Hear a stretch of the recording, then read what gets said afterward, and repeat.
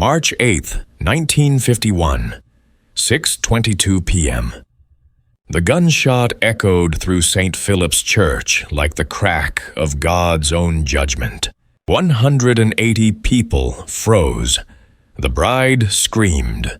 The bullet missed Bumpy Johnson's head by 3 inches and buried itself in a marble column, sending stone fragments flying across the pews. The man holding the smoking gun wasn't a guest. His name was Vincent "The Lens" Scalisi, and 20 seconds ago he'd been pretending to be a wedding photographer. Now his fake camera lay shattered on the floor, replaced by a .38 Special aimed at the Godfather of Harlem. Bumpy stood perfectly still in the third pew, his gray tuxedo immaculate, his face calm. He looked at the gunman the way a teacher looks at a disappointing student, with patience and the quiet certainty that a lesson was about to be taught. "You missed," Bumpy said. Vincent's hand trembled. Behind him, chaos erupted, women screaming, men diving under pews, children crying. But Bumpy didn't move, just stared with those eyes that never blinked first. Then Bumpy smiled, and Vincent Scalisi felt something he hadn't felt in 20 years. Fear. What happened in the next 4 hours didn't end with vows and champagne. It ended with 12 dead men, a bride covered in blood, and a message delivered to Anastasia that would seal his fate 6 years later, from inside a cell in Alcatraz. This is the story of the bloodiest wedding in Harlem history, and how Bumpy Johnson proved that revenge doesn't need freedom, just patience. To understand what happened at St. Philip's Church on March 8, 1951, you need to understand 3 things. First, Illinois Gordon wasn't just Bumpy's lieutenant, he was family. When dealers tried flooding Harlem with heroin, Illinois broke fingers alongside Bumpy until the message was clear. When Bumpy needed someone he could trust with his life, Illinois was that man. So when Illinois got engaged to Clara Mason, a schoolteacher with a voice like Billie Holiday, Bumpy didn't just attend the wedding. He walked her down the aisle. Second, you need to understand Anastasia. They called him the Lord High Executioner of Murder Incorporated. Between 1930 and 1957, Anastasia personally ordered the deaths of somewhere between 500 and 1,000 men. By 1951, he controlled the docks, the unions, and most of Brooklyn. But there was one territory he couldn't touch: Harlem. For 10 years, Anastasia had tried. Every time, Bumpy sent his men back in ambulances or coffins. By March 1951, Anastasia stopped asking. He decided to take it by force, and Illinois Gordon's wedding gave him the perfect opportunity. Bumpy would be there. Frank Costello, Bumpy's Italian ally, would be there. Every power player in Harlem gathered in one place, guards down, celebrating. It was the perfect moment to decapitate Harlem's leadership in one bloody night. Anastasia sent 12 professional killers. Third, you need to understand that Bumpy suspected something. 3 weeks before the wedding, one of his informants overheard soldiers talking about the Harlem event and March 8th. No details, just enough. Bumpy couldn't cancel. That would show weakness. So he planted 8 of his own men among the staff and told Illinois the truth. Illinois looked at his fiancée, then back at Bumpy. "If they want war, let them bring it. But my girl gets her wedding day." The wedding would happen, and Bumpy Johnson was going to protect it or die trying. What Bumpy didn't know was that this wedding would cost him 6 years of his life, and that those 6 years would give him everything he needed to destroy Anastasia from a prison cell. March 8th, 1951, 5 p.m. St. Philip's Episcopal Church was packed with 180 guests, families from Harlem, jazz musicians, business owners, and Italian mobsters paying respects to Bumpy's alliance with Frank Costello, who sat in the fourth row wearing a suit that cost more than most cars. At 5:15, the organist began. Clara Mason appeared in a white dress that seemed to glow, her father on one side, Bumpy Johnson on the other. The church fell silent. Bumpy Johnson, the Godfather of Harlem, walking a school teacher down the aisle like royalty. But Bumpy wasn't thinking about the moment. He was scanning faces, looking for anything wrong, and he saw the photographer near the altar.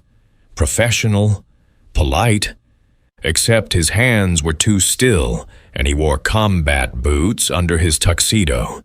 And his eyes watched Bumpy, not the bride. As Bumpy placed Clara's hand in Illinois', he leaned in and whispered, "Photographer, on my signal." Illinois' jaw tightened. He turned to Clara and smiled. "You look beautiful." The ceremony began. Father Murphy's voice was warm. "Dearly beloved, we are gathered here today." Sunlight streamed through stained glass. It looked like peace, but Bumpy was counting threats. The man at table 7 with buttoned jacket, the waiter pouring with the wrong hand, the bassist with wrong finger positions. How many total? 6? 8? 12? He didn't know, and that uncertainty made everything dangerous. "Illinois Gordon, do you take this woman?" That's when the photographer moved. 6:22 p.m. Vincent Scalisi let the camera fall, reached under his vest, raised the .38 Special, aimed, fired. The gunshot was impossibly loud. But at that moment, Bumpy moved, just turned his head slightly. The bullet missed by 3 inches, struck the marble column, sent fragments flying. A woman screamed. 180 people reacted. Chaos. Panic. But Bumpy didn't scream. He turned slowly and looked at Vincent. Calm, patient, disappointed. "You missed," Bumpy said. Everyone heard it. Vincent raised the gun again. Bumpy was already moving. Not away. Toward. 3 strides. Vincent fired again. Missed. The bullet hit stained glass, exploding blue shards. Then Bumpy was on him. Right hand locked Vincent's wrist, twisted the gun away. Left hand struck Vincent's throat, collapsing his windpipe. Vincent gagged, dropped the gun, tried to swing. Bumpy caught the punch, redirected it, drove Vincent backward. Wood splintered. Then Bumpy saw the camera strap around Vincent's neck. He grabbed both ends and pulled. 20 seconds. Vincent's face turned purple. 30 seconds. His eyes rolled back. 45 seconds. He stopped moving. Bumpy let go. The body collapsed. The church was silent except for sobbing. Bumpy stood over the corpse, adjusting his tuxedo like he'd just finished a dance. He turned to 179 witnesses. There are more of them. Then the order that stunned everyone. Father Murphy, finish the ceremony. While guests sobbed, Bumpy walked to the priest. Finish it. If we run, they'll shoot us in the street. So we give Illinois and Clara their wedding. Then we deal with whoever else came. He addressed the congregation. Someone sent killers. One is dead. More are hiding among you. We're going to finish this ceremony. Anyone who tries to stop us ends up like that. He pointed at Vincent's body. My men are at every exit. Nobody leaves until this is over. Father Murphy's voice cracked. By the power vested in me, I now pronounce you husband and wife. Illinois kissed Clara while a corpse lay 15 feet away. 2 of Bumpy's men carried the body away. Guests filed toward the reception hall 3 doors down. Bumpy pulled Costello aside. How many did you bring? 4, all armed. I have 8 inside, 6 watching streets. But I don't know how many more are here. Costello's jaw tightened. This is Albert's style. Then let's make him regret it. B. 7 p.m. The reception hall looked like celebration. White tablecloths, candles, a jazz trio. But death was hiding in plain sight. Guests found tables. Waiters poured champagne. The trio played softly.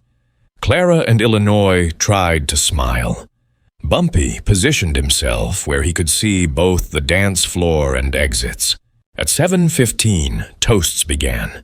Illinois spoke about love and family. Then Costello stood. I've known Bumpy 15 years. When you stand with Bumpy, you stand with a man who protects family.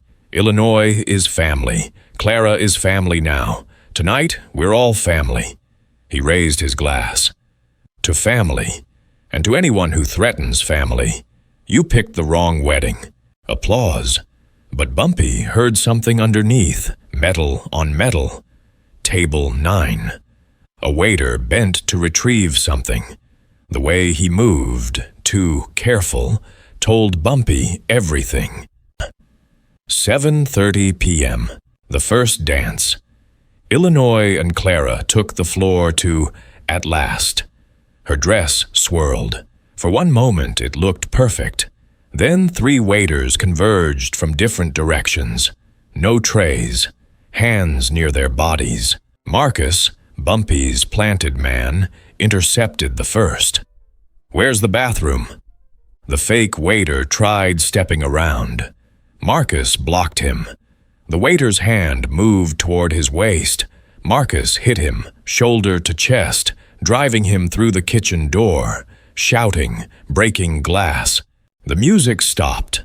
The second waiter pulled a switchblade, lunged at Illinois' back. 8 feet, 6, 4. Bumpy grabbed the knife hand mid-thrust, twisted. Bone snapped. The knife clattered. The man screamed. The third waiter pulled a .22, raised it toward Illinois. Costello's bodyguard fired first. The shot was deafening. The waiter spun, hit in the shoulder, crashed into the bandstand. The room erupted. Guests dove. Women grabbed children. Clara screamed as Illinois pulled her down. Bumpy drove his knee into the second waiter's stomach, then face. Blood exploded. Teeth scattered. Marcus stumbled from the kitchen, bleeding, dragging the first waiter.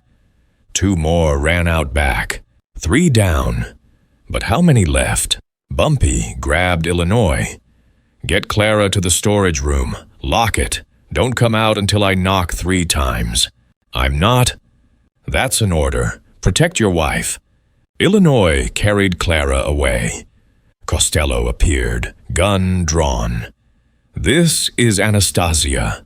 Then let's answer him. Bumpy raised his voice. Everyone sit down. 174 people froze. Slowly they returned to tables. Bumpy walked center floor. More of you are here to kill me. I don't know how many. You have one chance. Stand up, walk out, tell Albert Anastasia that Harlem sent a message, but if you stay, you end up like them. Nobody moved. Last chance. Silence.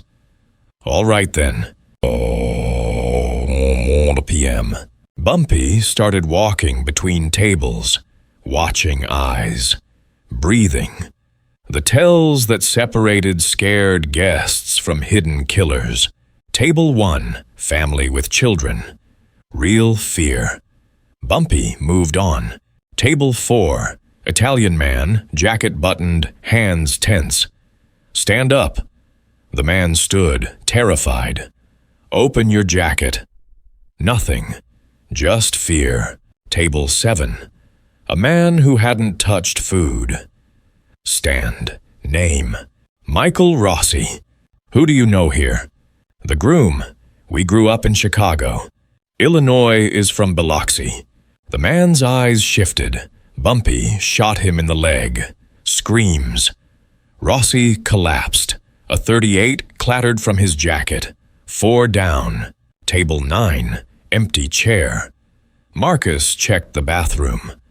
Windows open. He's gone. 1 escaped. 5 down total. How many left? Then Bumpy noticed. The bassist was gone. And on the floor, a wire. Leading from the bandstand toward the kitchen, Bumpy's blood ran cold.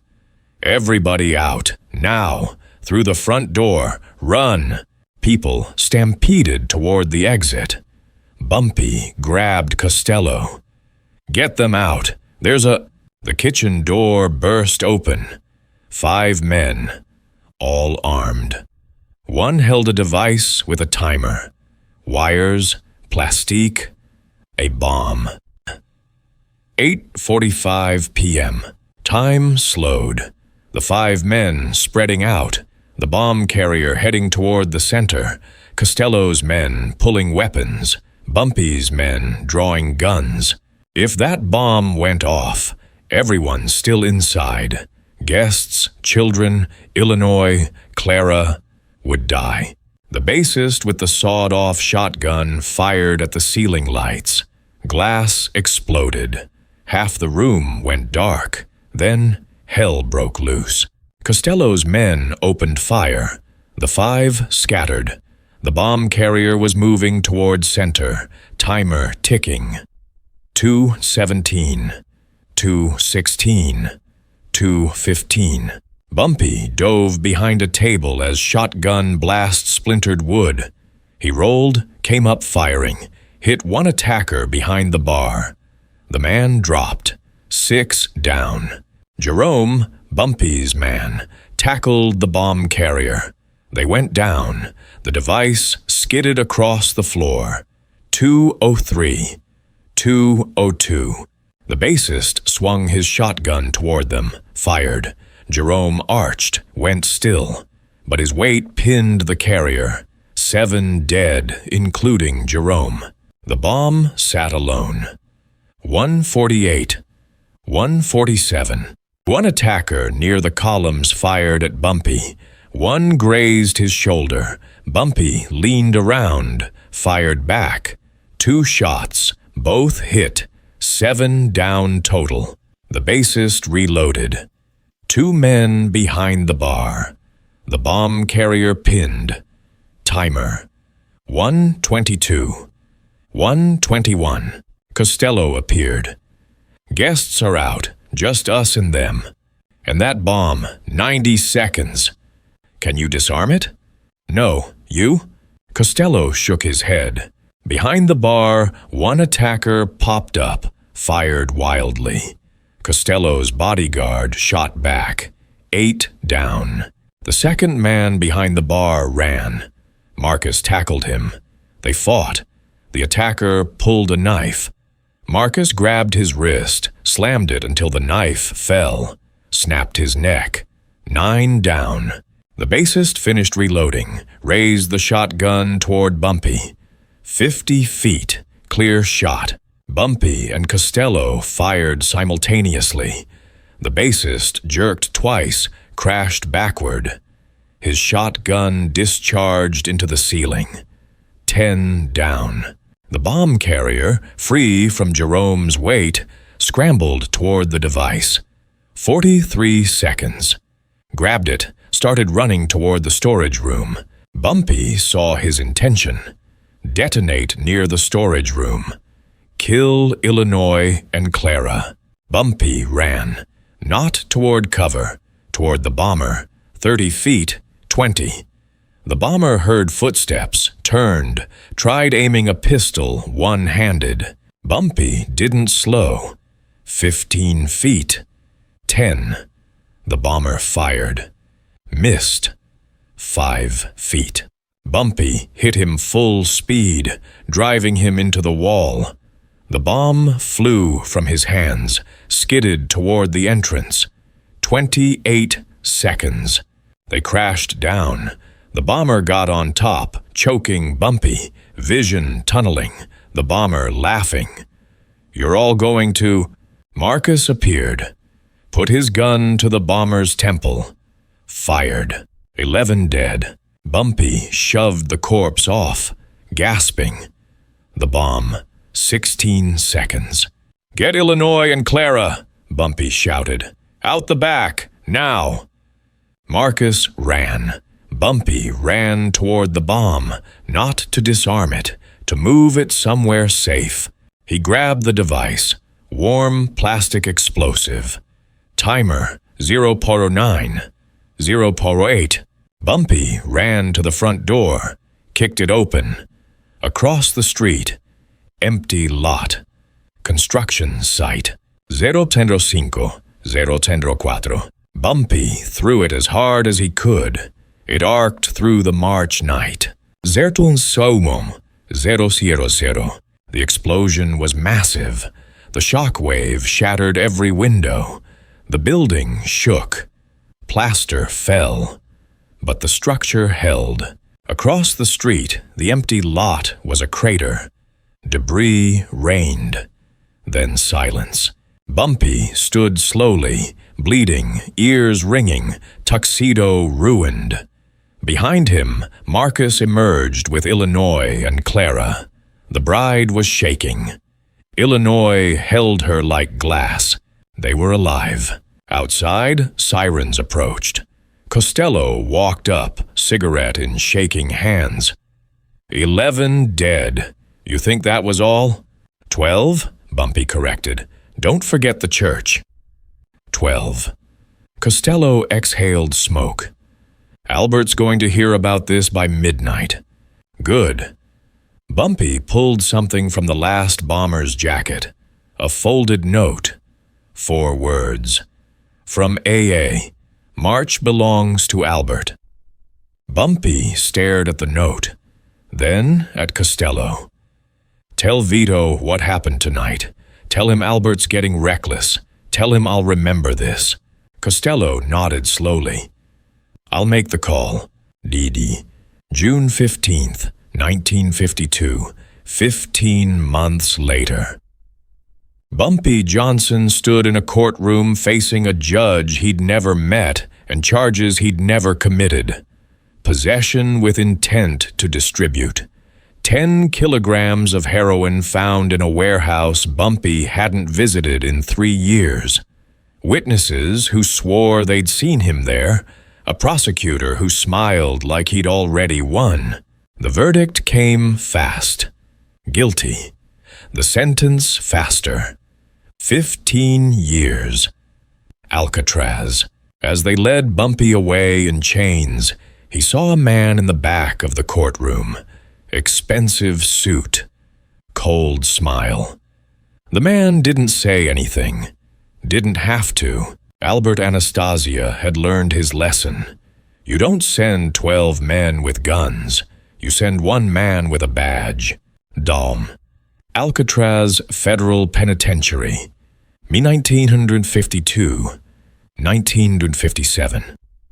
For most men, Alcatraz meant the end. Isolated on an island, cut off from the world. Powerless.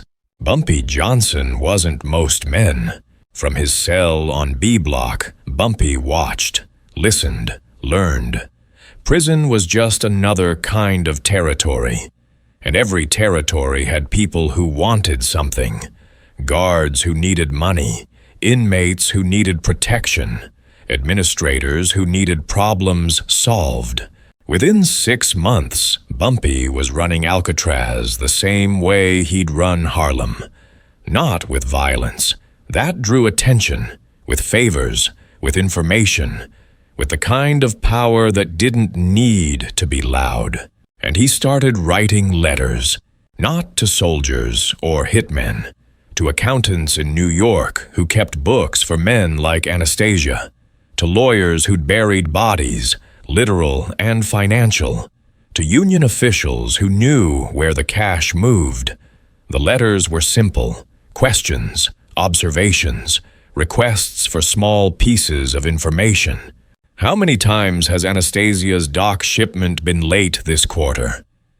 What happened to that union delegate who disappeared in '53? Who paid off that judge in the Brooklyn case? Individually, the questions seemed harmless. Collectively, they painted a picture of a mob boss who was losing control, getting sloppy, making enemies, showing weakness. And every piece of information Bumpy gathered, he passed along to one man. A man who'd been waiting for years for the right moment to move. Vito Genovese. By 1955, Genovese had a file on Anastasia's vulnerabilities 2 inches thick. Financial problems, territorial disputes, witnesses who'd stayed quiet out of fear but might talk if pushed, bungled operations, failed hits, the kind of information that made the commission nervous, and all of it had been funneled from a cell in Alcatraz. In early 1957, Genovese made his decision. Albert Anastasia had become a liability, too unpredictable, too violent, too weak where it mattered. The commission needed stability. On October 20th, 1957, Genovese gave the order. 5 days later, Albert Anastasia walked into a barber shop. October 25th, 1957, 10:20 a.m. Albert Anastasia sat in chair number 4 at the Park Sheraton Hotel barbershop, face lathered for a shave. 2 men walked in wearing scarves. They pulled guns. 10 shots, all fatal. Albert, the Lord High Executioner. Anastasia died face down in shaving cream, blood mixing with lather. The official story blamed Mafia politics, a power struggle, Genovese consolidating control. The newspapers ran with it. The FBI investigated. The commission stayed silent. 3 weeks after the assassination, a guard at Alcatraz noticed something strange. When news of Anastasia's death reached the prison, Bumpy Johnson was sitting in the yard reading a newspaper. He didn't smile, didn't react, just folded the paper carefully and said 4 words to the inmate next to him. Took him long enough. The inmate, a bank robber from Detroit, later told the story to a reporter. I asked Bumpy what he meant. He just looked at me with those eyes and said, "A man sent 12 killers to my family's wedding. Then he had me locked up here thinking that solved his problem. What he didn't know was that cages are just another kind of throne. You just have to know how to rule from them." 1963, Bumpy Johnson released from Alcatraz. After 11 years, Bumpy walked out of Alcatraz at age 58.